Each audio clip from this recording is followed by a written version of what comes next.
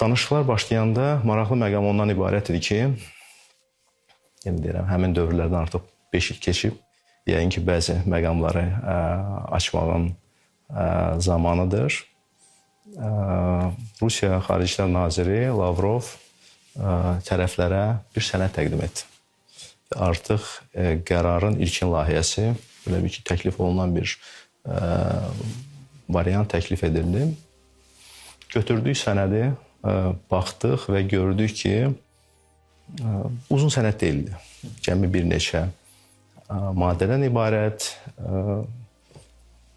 onu 9-dan 10-a keçən saat 00-dan etibarən bütün deməli hərbi əməliyyatların dayandırılması, təmas xəttinin şərq istiqamətində Rusiya sülh məramlı qüvvələri ilə Azərbaycan ordusu dayanır.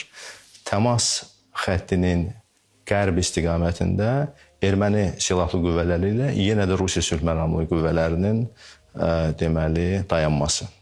Artıq təklif olunan sənəddə 9-u tarixində atəşkəs elan olunan kimi dərhal heç bir əlavə şərtlər razılaşmadan, o cümlədən erməni hərbiçiləri orada qalmaqla, heç bir ərazilər boşalmadan artıq həm şərq tərəfindən, həm qərb tərəfindən Rusiya sülh məramlarının yerləşdirilməsi.